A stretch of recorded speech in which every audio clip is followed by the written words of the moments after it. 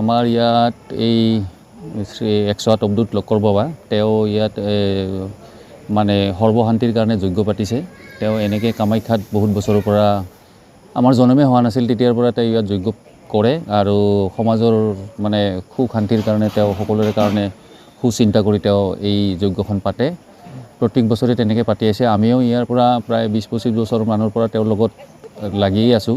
তাক দেখিছোঁ যে মানে তেওঁ যিখিনি কাম কৰে বেষ্ট মানুহৰ সহায় শুশ্ৰূষা বেমাৰ আজাৰ আদি কৰি চবখিনিৰ কাৰণে তেওঁ কৰে। আৰু ইয়াত বশিষ্ঠত ইয়াতে আহি এইবাৰ কৰিব লগা হ'ল, মানে যোৱা বছৰো কৰিছে, কিন্তু এই বছৰো কৰাৰ কাৰণটো হ'ল তাৰমানে কামাখ্যাত এই উঠা নমা এইবিলাক আৰু প্ৰায় এনেকুৱা হৈছে কি তাত এতিয়া যজ্ঞখিনি কৰাৰ কাৰণে ঠাই তাৰমানে নোহোৱাই হৈছে মাটিৰ। এতিয়া বিল্ডিং আছে কিন্তু এই মাটি নহ'লে মানে হেৰিত তেওঁ নকৰে যজ্ঞটো।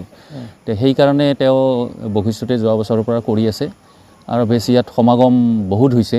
কাৰণ আমি ইয়াতো যেতিয়া আহিছিলোঁ তাতকৈ এই 2 বছৰত আমি ইয়াত দেখিছোঁ যে মানুহৰ সমাগমটো খুব বেছি।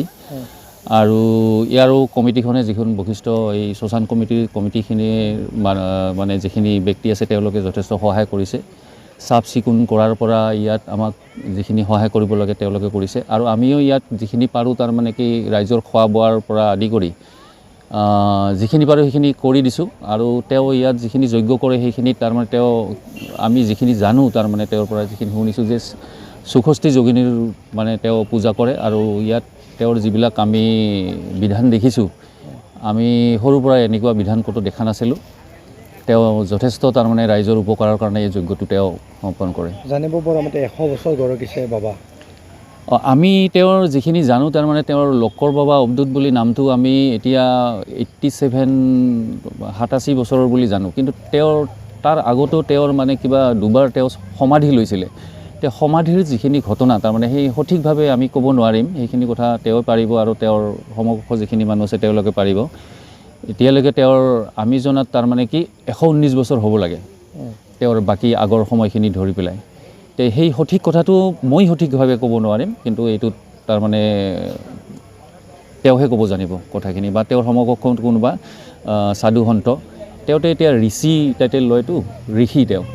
তো গতিকে তেওঁৰ সমকক্ষ যিবিলাক আছে তেওঁলোকে কথাখিনি জানিব আৰু কামাখ্যাবাসীয়ে জানিব। তেওঁলোকে আমিতো পাইছোঁ সেই বেছি বছৰ হোৱা নাই, তেওঁলোকেতো আগৰ পৰাই পাইছে আৰু তেওঁলোকক পাণ্ডাসকলে জানে তেওঁক।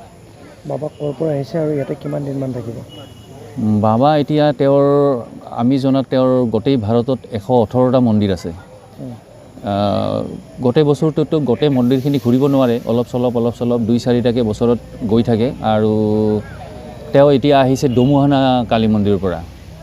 আৰু তেওঁৰ বৰ্তমান দুধনৈও এটা এড্ৰেছ হৈছে, দুধনৈতো তেওঁ হেৰি কৰিছে, তাতো তেওঁ থাকে। আৰু এতিয়া অহাটো তেওঁ দুধনৈৰ পৰা আহিছে। ইয়াত থাকিব তেওঁ 27 তাৰিখলৈকে থাকিব, তাৰপিছত কামাখ্যালৈকে যাব। তেওঁৰ কামাখ্যাতো যিখিনি কৰণীয় আছে তেওঁৰ ব্যক্তিগত সেইখিনি কৰি পেলাই তাৰপিছত ইয়াৰ পৰা যাবগৈ।